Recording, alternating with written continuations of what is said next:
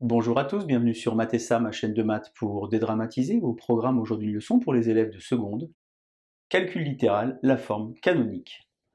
On est tout au bout du chapitre de seconde sur le calcul littéral. Je vous insère comme d'habitude le lien vers la playlist du chapitre afin que vous puissiez vérifier vos acquis et vos connaissances.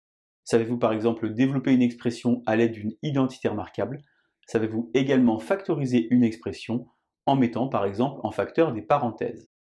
On a donc aujourd'hui une notion qui est une notion de la classe de première spécialité, mais qui fait le pont entre ce qu'on apprend en classe de seconde et en classe de première. C'est la raison pour laquelle je vous propose aujourd'hui de travailler la forme canonique. Alors d'abord, on a une expression, p de x égale ax2 plus bx plus c, qui est une expression du second degré à la seule condition que a soit un nombre non nul. On appelle alors cela la forme développée, et il existe une autre forme qui s'appelle la forme canonique, qui s'écrit a, facteur de x moins alpha au carré, plus bêta. Il existe, et vous le verrez en classe de première spécialité, des formules pour trouver alpha et bêta. Moi je vous propose de vous montrer la démarche pour pouvoir déterminer la valeur de alpha et de bêta par le calcul. On a donc ici un exemple, p de x égale x carré moins 6x plus 5. La forme canonique, ça s'appelle aussi le début d'un carré. On va donc utiliser une identité remarquable, par exemple ici a moins b au carré, que vous connaissez certainement en a carré moins 2ab plus b carré. L'objectif est donc de faire apparaître le début de cette identité remarquable. Si j'ai donc a moins b le tout au carré, ça veut dire que ici j'ai quelque chose qui va s'écrire x carré moins 2 fois 3x, mais vous vous rendez compte ici que si j'ai écrit moins 2 fois 3x, j'ai le x ici, j'ai un 3 ici, il me faut alors écrire plus 3 au carré. Le problème c'est que ce 3 au carré, je l'ai rajouté, il n'était pas dans l'énoncé. Eh bien si j'ai ajouté 3 au carré, je vais l'enlever immédiatement pour faire finalement une opération transparente. Si je vous donne 9 millions d'euros et que vous me les rendez immédiatement, eh bien il ne s'est rien passé. Alors qu'est-ce que j'ai ici? Bien, vous voyez, j'ai précisément à cet endroit-là x moins 3 le tout au carré, ici moins 9 plus 5, et j'obtiens donc la forme canonique x moins 3 au carré moins 4. Alors je peux, si je le souhaite par exemple, identifier qui sont alpha et bêta. J'ai donc ici alpha qui vaut, attention, 3, car c'est x moins alpha, et bêta qui vaut évidemment moins 4.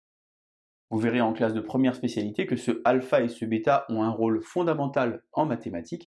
Il s'agit finalement des coordonnées du sommet de la représentation graphique de l'expression qui est ici. Si vous voulez, vous pouvez très bien vous entraîner, vous allez mettre la vidéo en pause, vous allez tenter de trouver la forme canonique pour cette expression, et on se retrouve évidemment juste après pour les résultats.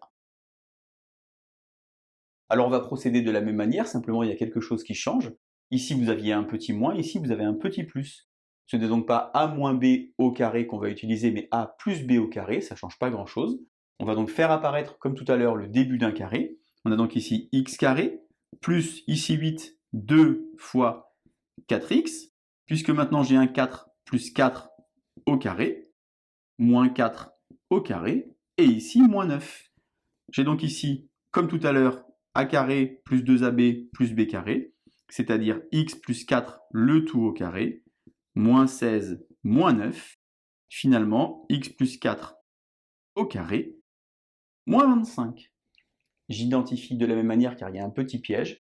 Ici, attention, le alpha ce n'est pas 4, mais le alpha c'est moins 4, car j'aurai x moins moins 4 pour dire x plus 4, et le bêta vaut moins 25.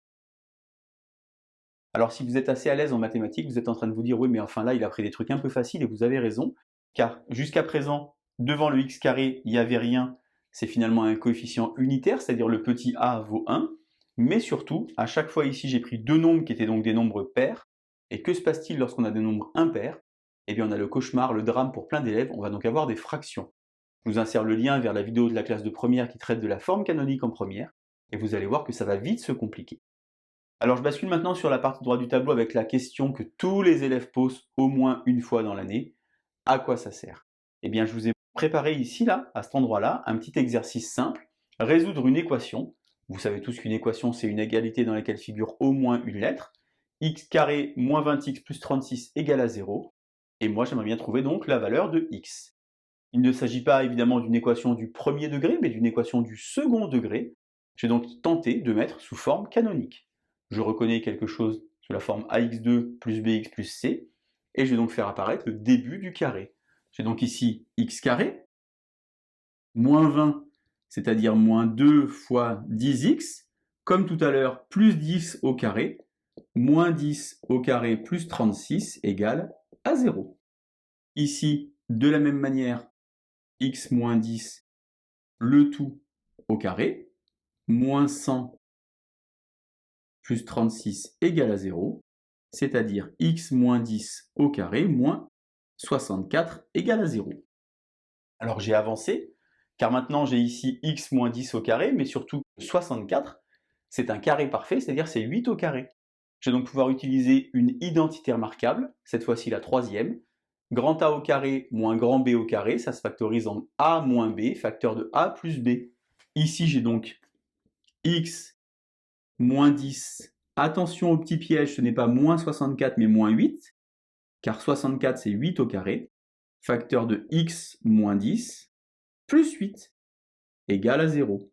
Si je réduis, j'ai donc x moins 18, facteur de x moins 2 égale à 0. Je suis toujours sur cette idée de à quoi ça sert. Eh bien, je reconnais ici quelque chose que j'ai appris en classe de 3e.